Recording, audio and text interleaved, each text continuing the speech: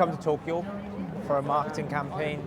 First sort of brand shoot of the year, really. We try and do these like a couple of times a year, where we sort of go somewhere in the world that we can get good content in.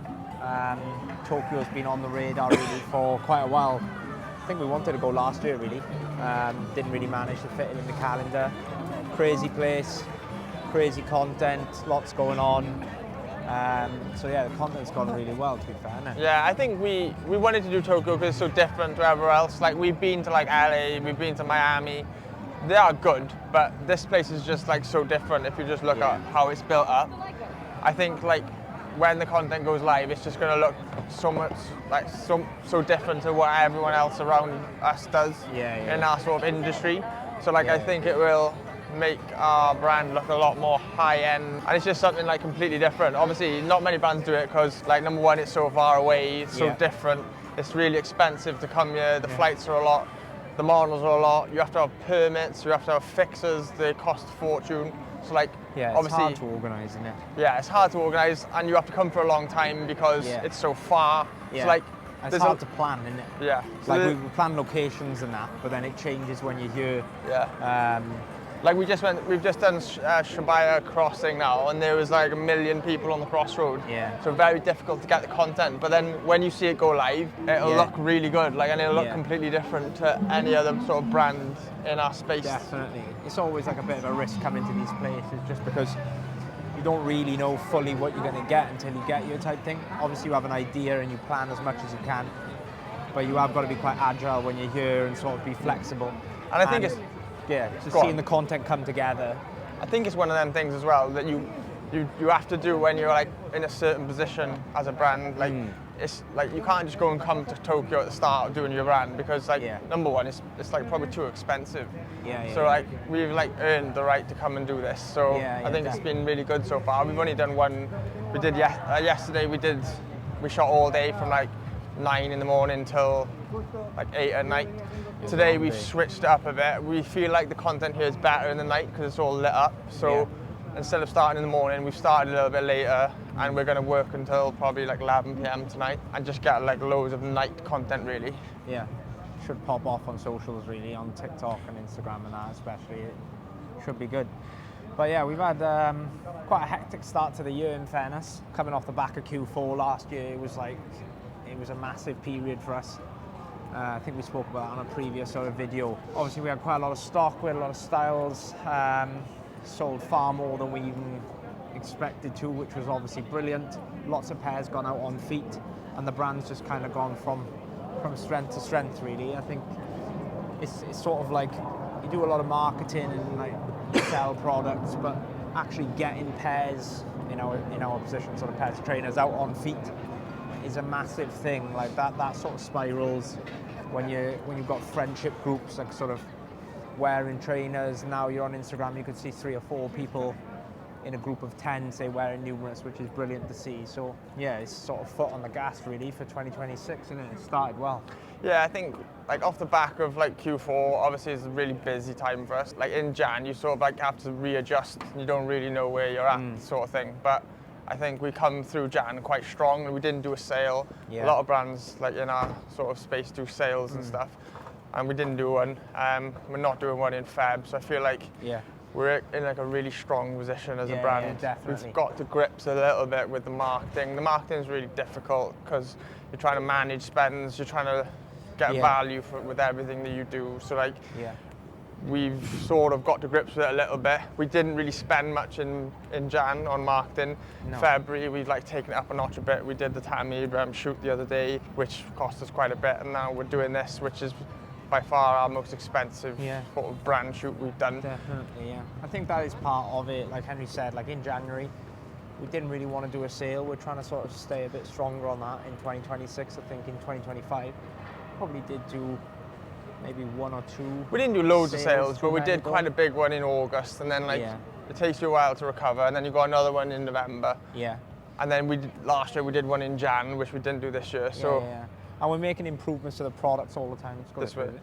We're making improvements to the product all the time, so obviously the cost of the product's going up. So like doing sales and that is not really an option for us because we're selling at like a really competitive price.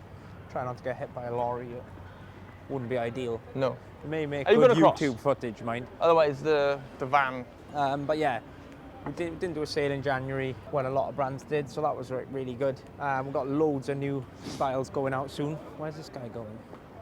We're basically going to drop a different trainer every week for 3 months, pretty much. Like from the start of the month, every week until sort of end of March, we're going to drop a new trainer. Yeah. Which is a lot, to be fair. It's like put a lot of like strain on the team when you think about dropping a new trainer every week. You've got to think about like the campaign for every trainer, the content for every launch, the social schedule plan for every launch.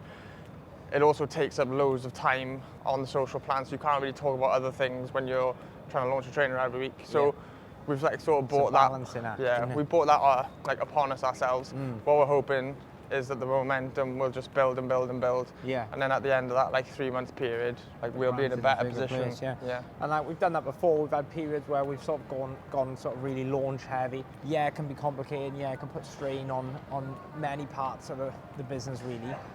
But generally, you tend to come out the other end of it sort of a bigger brand than you were before you went in. So something that we're focusing on for the next few months. Lots of new products, some new styles as well, I think, and there's a new silhouette coming. So yeah, it's an exciting period for us. We've sort of worked hard on our, like Henry touched on, like getting our sort of budgeting right, which is more of the boring sort of part of the brand, I guess, in some ways. But it's something that we focus hard on so that we have a clear map for like what the year looks like, what we need to spend to try and achieve our targets type thing. So at the moment we're in that cycle now where we're just foot down and we're just going to keep pushing and see where we get to in the next couple of months. Do you think you're going to lean into footballers this year, or are you going to go in a different direction? Well, the footballer things obviously work for us. Like we've worked with footballers now for like quite heavily over the last like sort of year to 18 months. They work for us because they align with our brand. We don't like pick them because of any other reason really. They like what they wear aligns with what like we like and what our customer likes. Like it just makes sense. Well. And like the footballers have started to come to us a little bit as well at times now, which is great.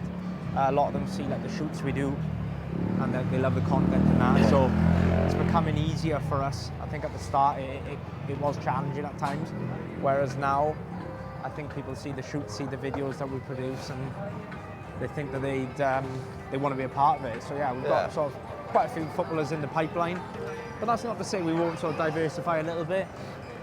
We have got someone from a different industry in the pipeline as well, possibly at the end of the month, which would definitely be the biggest person we've ever done. I'm not saying that's going to happen because it may not, but that's just another area that we're looking at. If it does work, then yeah, that would be huge for us. But yeah, we will continue to work with footballers. Like we do sort of cherry pick a bit now. Like the person that we work with, we don't just like want to work with like anyone and everyone. We want to sort of make sure that they've got to be in line with what they align with our brand image.